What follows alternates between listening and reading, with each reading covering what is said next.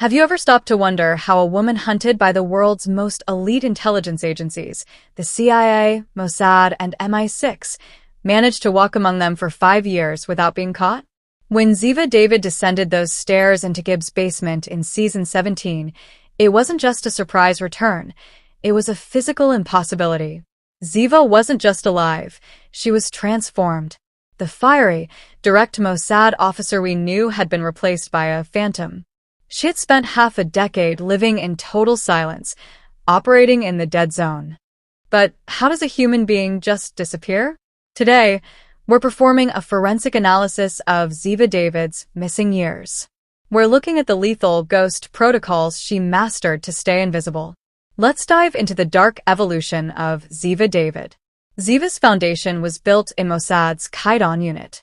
In Hebrew, Kidon means bayonet, and it's the most elite paramilitary assassination wing of Israeli intelligence. They are trained to be the tip of the spear. Fast, loud, and lethal.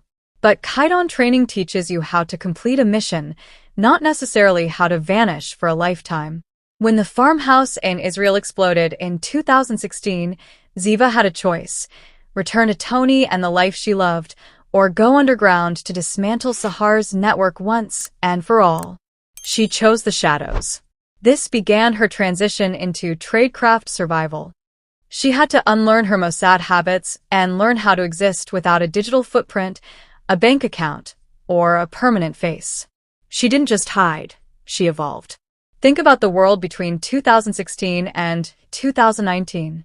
It was an era of peak digital surveillance, facial recognition, and global satellite tracking.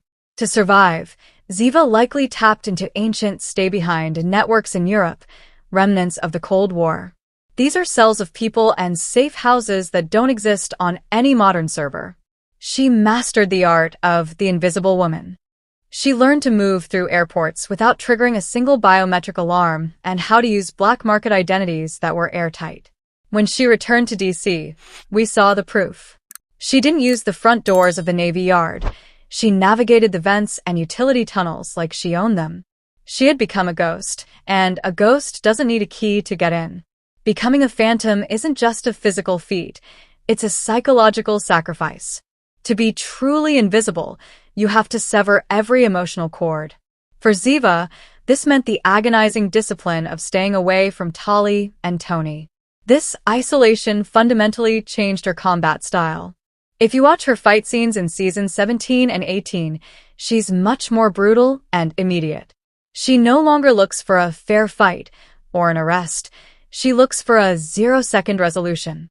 Her movements are stripped of flair and focused entirely on high-stakes survivalism. She lived in a state of constant hypervigilance, where one recognized face meant the death of everyone she loved. This phantom training made her the most dangerous version of Ziva we have ever seen, a woman who lived in the dark so long she became part of it. So, how does this play into the new Tony and Ziva spinoff? The trailers show the couple on the run across the European continent. While Tony brings the tactical and private security expertise, Ziva is bringing the ghost protocols. When they're cornered in Budapest or need to disappear in Paris, Ziva's 5 years of underground experience will be their greatest shield.